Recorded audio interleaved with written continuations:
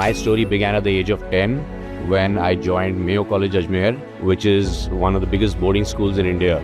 But the thing is that while you were studying there, you never really appreciated the school and its architecture. It was all about friends and what activities you're doing. And then once I became an architect and went back there, that's when I appreciated the buildings. So I always wanted to do projects in Rajasthan, and then it happened 10 years ago when we got this project called Ras Houses.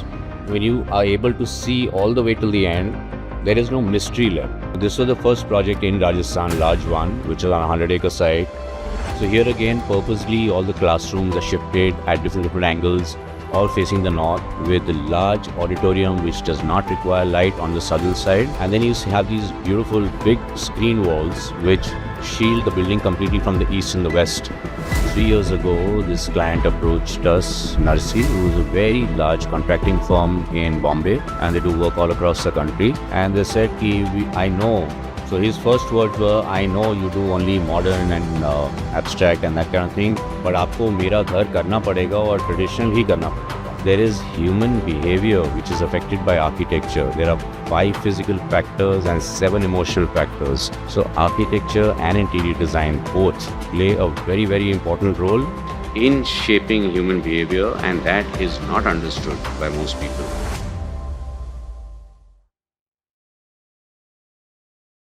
A studio consistently celebrated among the world's top 100 and has won over 540 awards, including 400 international architecture awards. Could we have a huge round of applause as we hear that, ladies and gentlemen? So please put your hands together as I invite on stage an architect whose work represents India across the world. Architect Sanjay Puri from Sanjay Puri Architects on the stage, ladies and gentlemen.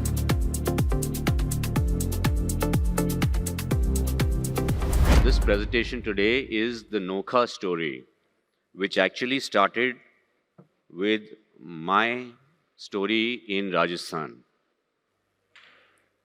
So Rajasthan, as we all know it, is one of the most culturally rich parts of India. And my story began at the age of 10 when I joined Mayo College Ajmer, which is one of the biggest boarding schools in India. And that's me there, at the age of 10, 11, 12, something like that. But the thing is that while you were studying there, you never really appreciated the school and its architecture. It was all about friends and what activities you're doing. And then once I became an architect and I went back there, that's when I appreciated the buildings. Each one of the buildings, almost all of them, are built in local stone, and they're beautifully done. And these buildings are 150 years old, and they still are relevant in today's time with respect to climate, naturally cool, and really nice to experience. So I always wanted to do projects in Rajasthan, and then it happened 10 years ago when we got this project called Ras Houses. So this is a 100-acre layout where we looked at the villages in any old city in India. And when you look at a village, there's no straight road that keeps going the way we have in town planning. For example, Chandigarh. I'm not saying what is right and what is wrong. It's just that when you are able to see all the way till the end, there is no mystery left. But the other mode is when you're in a village, the road takes a natural turn. You are not allowed to see the full thing. So you come till there, you experience something else. You take a turn, you experience something else. So there's always that mystery, like what's going to happen next. So very briefly, just running you through this project. So this was the first project in Rajasthan, large one, which was on a 100-acre site, where the site had a contour difference of 16 meters. The client was paying us for a prototype and repetition. But there was no repetition in this because we decided to keep the contours the way they are. We had to make 250 sections because each part of the thing was different. So this is a mix of guest houses, bachelor's hostel, common amenity spaces, and each one has deep recessed windows. Each room opens into a balcony or a sheltered space. And the building in itself is naturally cool simply because of the way it's designed. All the circulation spaces are naturally ventilated, naturally lit. This is quite confusing, huh? Looking all around. And so, yeah, so very briefly, just taking you through the project. Like literally when you walk around, every point, the composition of color, of form, or what you see is constantly changing and the relationship to the landscape. So these are the internal circulation spaces. And although this is Rajasthan, they don't put air conditioners on here even when it's 40 degrees, simply because of the way it's designed and it is naturally cool. The colors were imbibed from the local Rajasthan colors. That's the aerial view of the entire site of 100 acres. It's a little movie because it's a movie, it makes you feel the experience of actually being there. So it's just 2.5 minutes.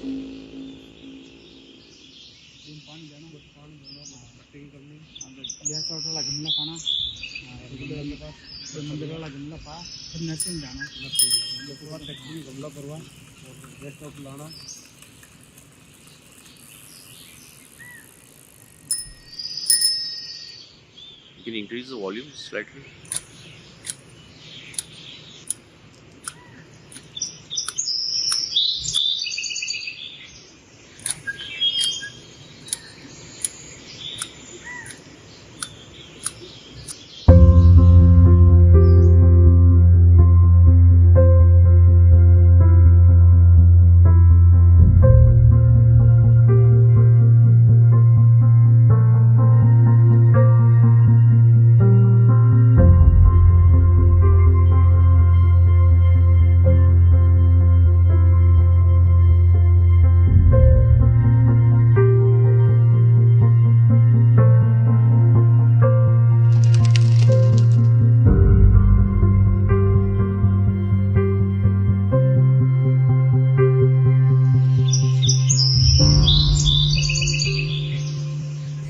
जय श्री कृष्ण।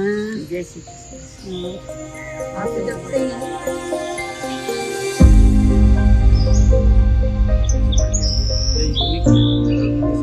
बहुत unique सबसे बड़ी बात है इनकी जो ऊंचाई है ना। This movie was shot about a month ago, 6 years after the project was completed.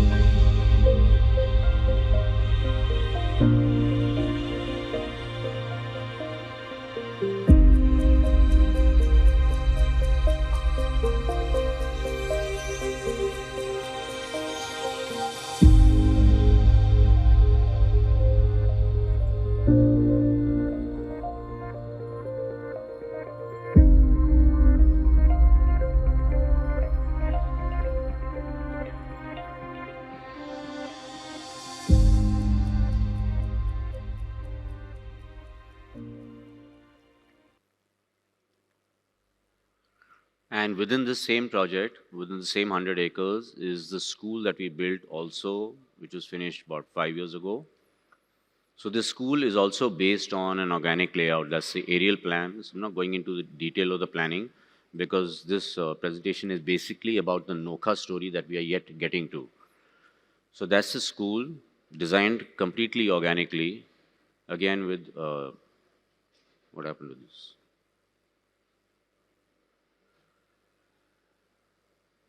Okay. So this is a site plan. So here again, purposely, all the classrooms are shifted at different angles, all facing the north, with the large auditorium which does not require light on the southern side.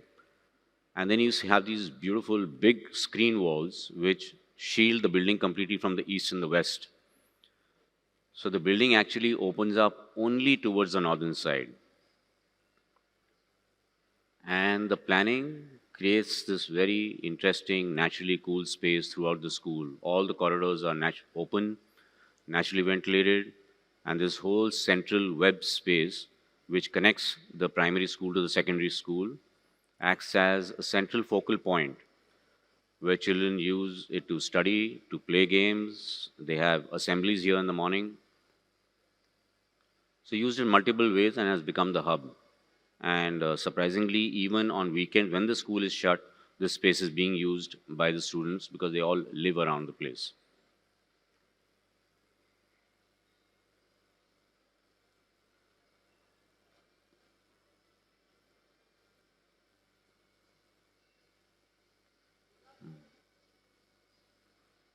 Okay.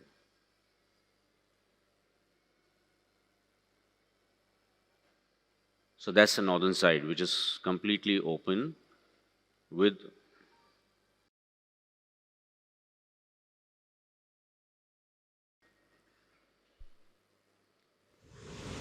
and a little movie just to experience the school and its spaces and the way everything is used.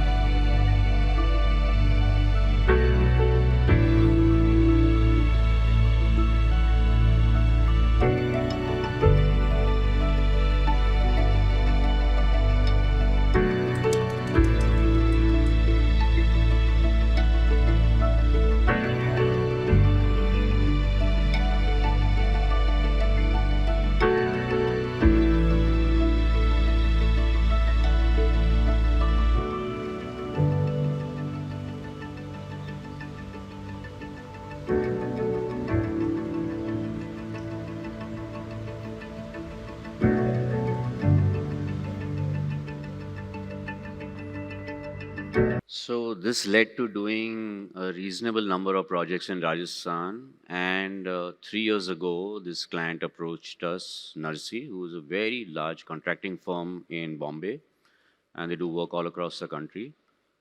And they said, I know. So his first words were, I know you do only modern and abstract and that kind of thing, but आपको मेरा घर करना पड़ेगा और traditional ही करना पड़ेगा. So I said, where is the location? So he said, this is in close to Bikaner, in a place called Nokha, which actually is a region of 144 villages in Rajasthan, 2.5 hours away from Jodhpur.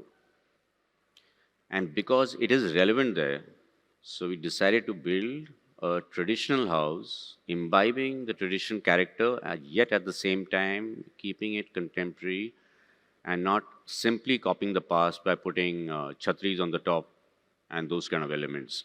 So only relevant elements were used in this design.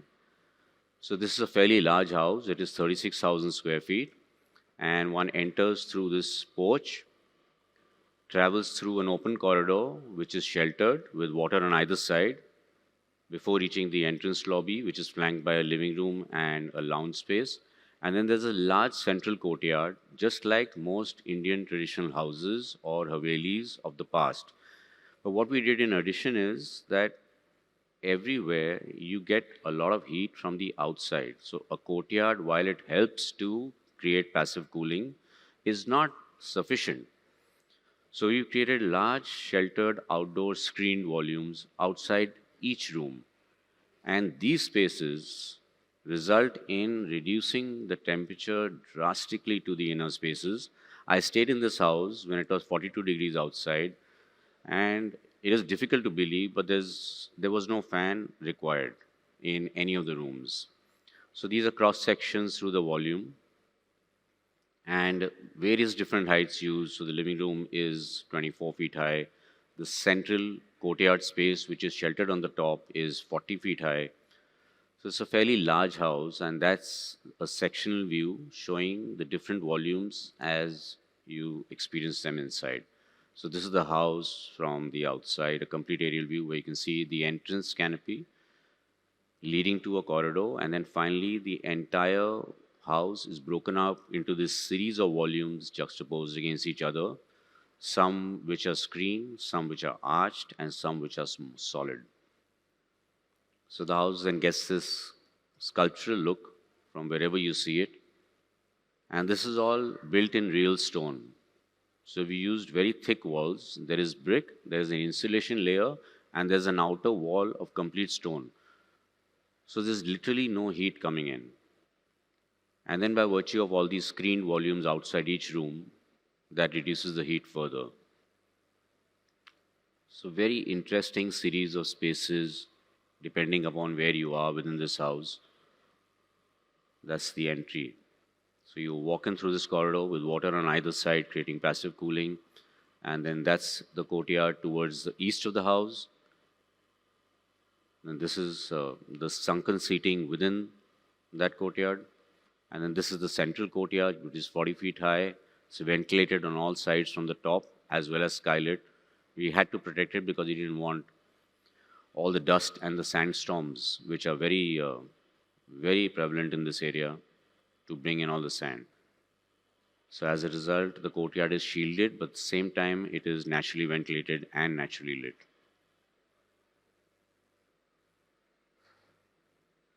And these are the kind of spaces that every room opens up into.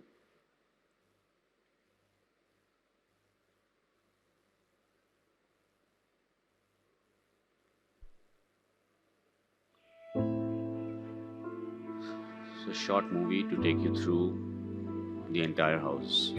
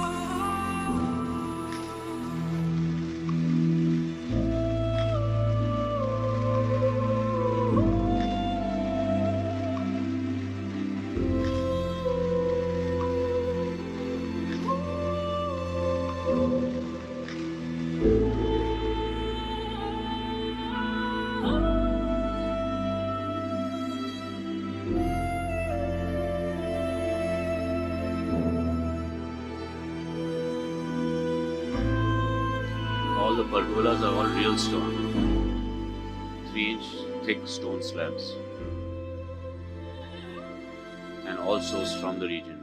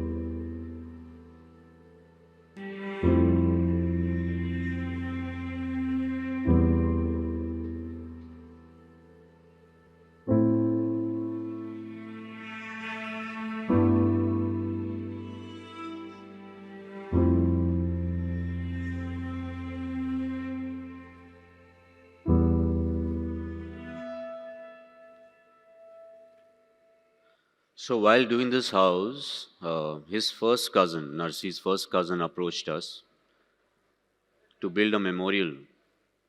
Their father had just passed away a year prior to that, and they asked us to build this memorial close to their house.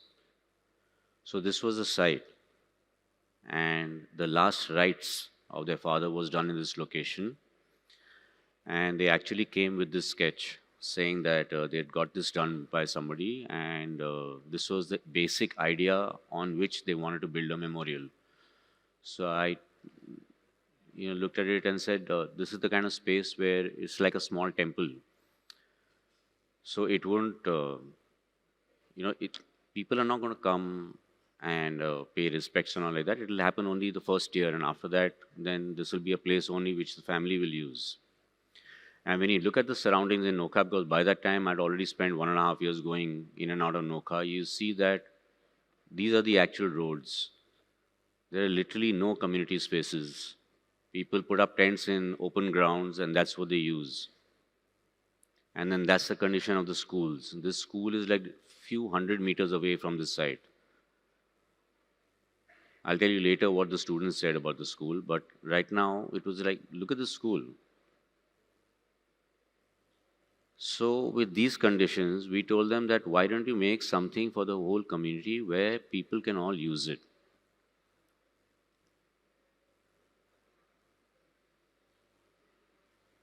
So this is what it was, and we thought, this may not go down well, but believe it or not, in 24 hours, they actually came back and said, your idea is good, let's make a community center.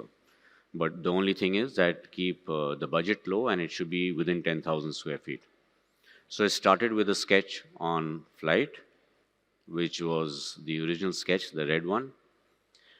And then it started like this, that if you make something that is circular, which is different from all the square buildings that you generally see around that area, and make a courtyard, what happens?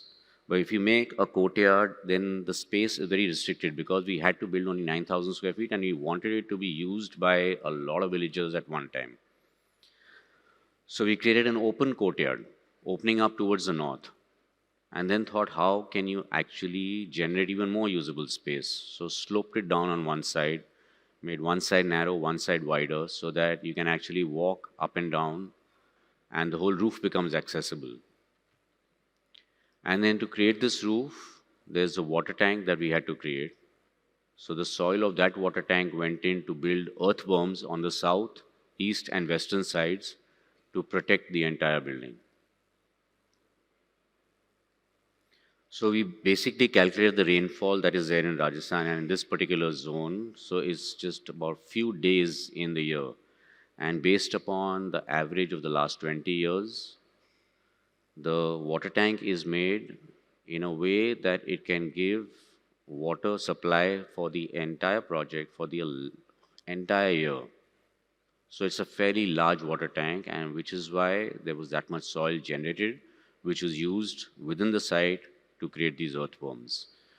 So the services block, including a cafeteria, are situated on the northern side at a lower height so that when you're in the community center, you don't see it. Very simple floor plan. The narrow portion forms a museum with memories of their father, and the large space on the bottom is a library which is open to students from all the 144 villages in the Nokha region. It's free for all of them, and it is actually the first digital library created within a radius of 100 kilometers. So that's a cross section with open steps creating an open auditorium in the center, and the overall view looking from the northern side to the south. So in the middle of this whole barren desert, there is this one little green patch, and this was intentional. So a lot of people said, why would you want to build grass? The maintenance is high. But later on, you'll see when we saw children using that grass, there are children here who have not felt grass on their feet. And the water capacity is enough to water that grass. It's all recycled, reused, and there is no water source coming from the outside, so it is completely self-sufficient. So the scoops that you see on the top are skylights for the museum space below. Here again, the entire building is built in the local sandstone. So it's got a double spiral that takes you up on the terrace. So you can climb up from one side and come down from the other side, or the reverse way. So this is the way the building looks, oriented towards the north, completely sheltered on the east, west, and south. And these stone slabs which are used for the compound wall and throughout are all at this really low cost and available literally like within a few kilometers from this site. For 800 rupees, you get a stone slab in this region, which is, believe it or not, 6 feet high, 3 inches thick, and 12 inches wide. For 800 rupees, you get a stone slab this high. So this is the library space, completely sheltered by stone screens in an accordion shape wrapping around the building. And this is how villagers use this space. And this space actually is being used by about 500 people daily, which is not a very large number when you look at a city like Bombay, but in Nokha, in the village area, 500 is a lot of people. So that's in the night. So the building is extremely sustainable. This was built during COVID, and we had 6 to 7 hour long video calls because none of these laborers who were from the village had ever even seen a round building. So imagine actually constructing it. So every angle, every this thing was checked multiple times, and then the building was finished in 12 months. So all local materials, local labor, self-sufficient in water, and that's the way we've created a waterproofing. So it's a traditional method which reduces the heat gain. So this project, which is only 9,000 square feet as the client requested us to do, actually generates 45,000 square feet of usable space by virtue of the 27,000 square feet open courtyard in the center, as well as the roof on top.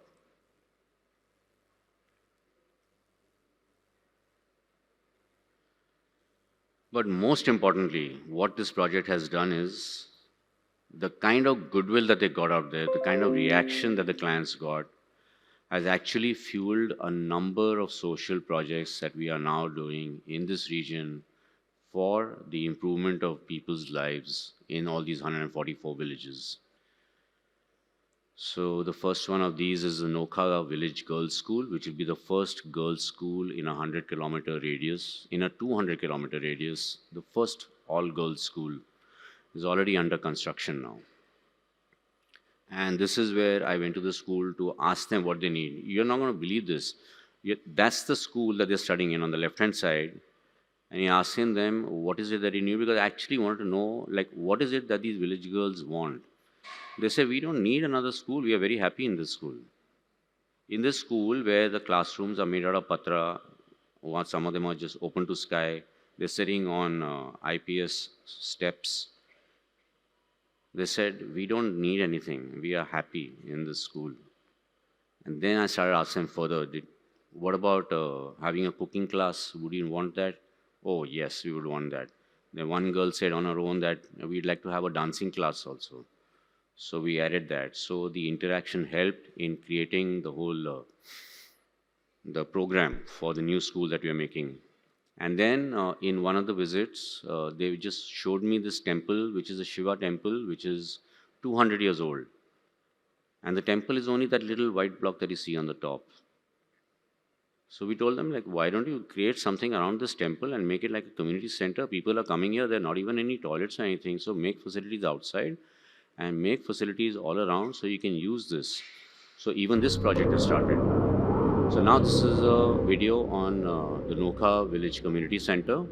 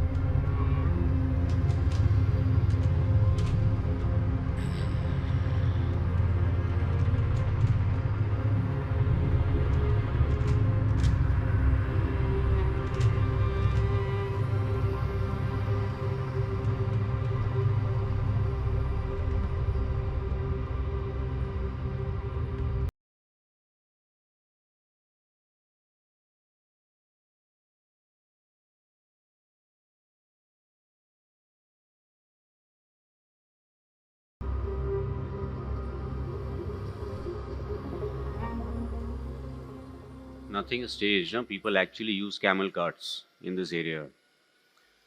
So that was Nokha Village Community Centre, which has led us to this Nokha Village School, which is currently under construction. So if you look at the relationship, it's literally like just a 5-minute walk from the village community center to the site for the school. So this is the terrain of the school. There is a 8-meter drop from the bottom till the top. And the north side is higher, the south is lower. So we started with this concept of creating a large open courtyard, but sitting on the existing contours so that the courtyard has this very interesting stepped space as opposed to conventional courtyards which are straight.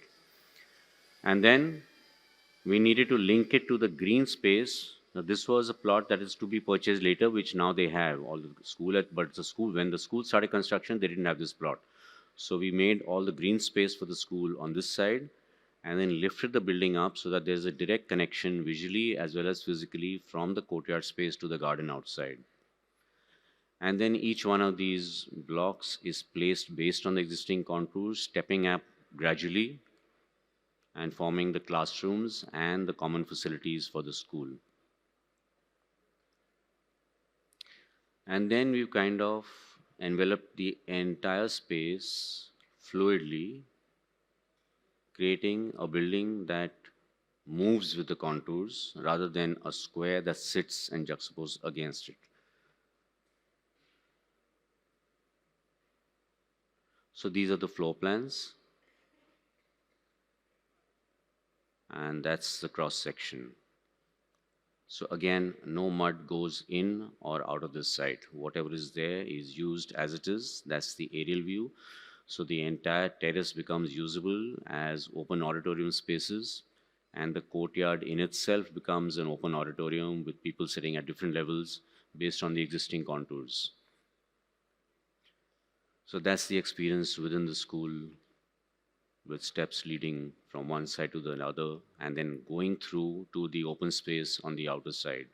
So this is the large opening which leads the courtyard inside the school to the garden space outside.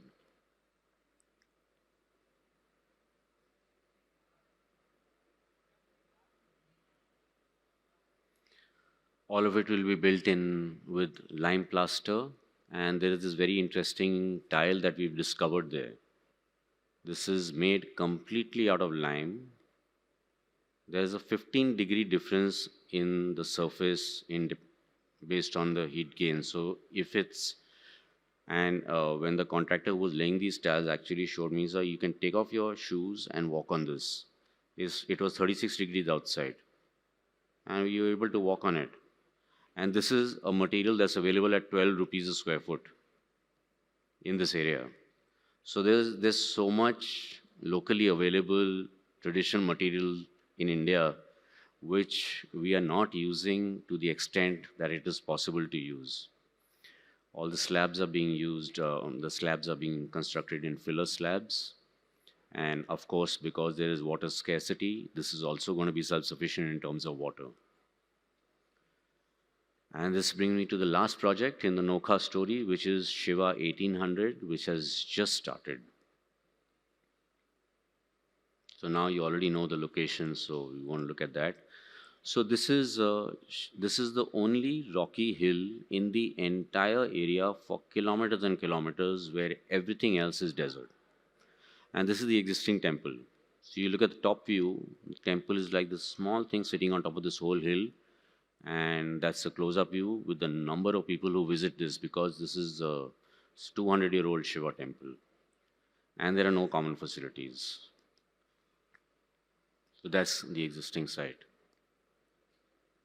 And then, as is the case with all temples, there are lots of festivals that get celebrated here, and people don't have any space. So they're just literally getting sandwiched in between using the little space that is there around the temple. So this study we had already done before. So it was imperative that even though the Nokha Village Community Centre is a community centre, there is a lot of scope to create more community spaces because there are a large number of people who don't have access to all these spaces. So keeping the Shiva temple intact the way it is, we are building up platforms based on the existing contour all around the temple. And then creating a much better entranceway. So there is this little pond that somebody created long ago. It was the local municipal, whatever, is there in the village. thinking that this water will, this little pond, which is 2 feet high, will collect water which will replenish the water requirement. But of course, as you can see, it's dry. So we've looked at the old step wells that have existed in Rajasthan since so many years, Chand Bauri, the most famous one. And based on that, what we're doing is creating a step well in that location. So much larger, much deeper, based on the actual water requirement to make this building self-sufficient throughout the year. So that's the natural earth level. And this is how we're building all these spaces. And all of this will be done in blue lime plaster combined with the natural Jodhpur sandstone. The blue lime plaster is derived from Jodhpur, which is the closest city to Nokha. And this stone that is available literally around the site. So that's the floor plan. That's the existing plan. Very small, that's the only space that is there existing. And this is how we are building all of these platforms all around on the existing levels and creating spaces within those platforms. And then connecting it finally to the water reservoir behind so that people from this temple space can use the library, the community space, there's a meditation space, walk around it, and then go up to the water reservoir and sit there as well.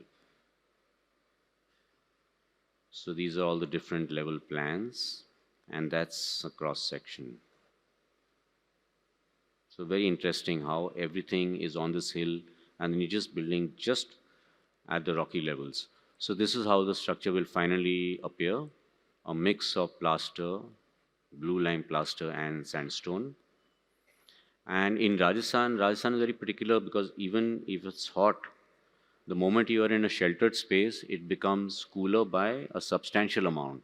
So you purposely created all these walls so that wherever you are at whatever time, there is always sheltered space exactly the way it is shown in this, which you can walk in, you can sit in, you be in the open, but you are yet sheltered. And that's the connection from the temple space coming down to the water reservoir. So this is how it will finally appear. So like this whole organic settlement, exactly like the old city of Jodhpur, which is at the bottom of Mehrangarh Fort, coming down to the stepwell. And these are kind of intimate spaces that surround the temple. So this is an overview.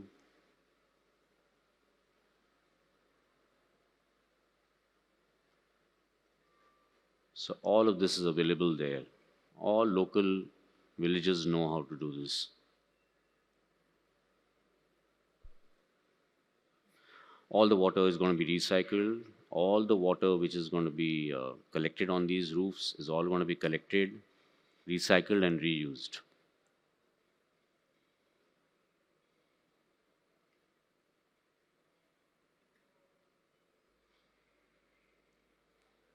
And we're not using any RCC, so even the slabs in this case will be built in stone. These are the tiles I was telling you about. And this is the stone that is available on site. So just look at this. This is literally available at almost no cost.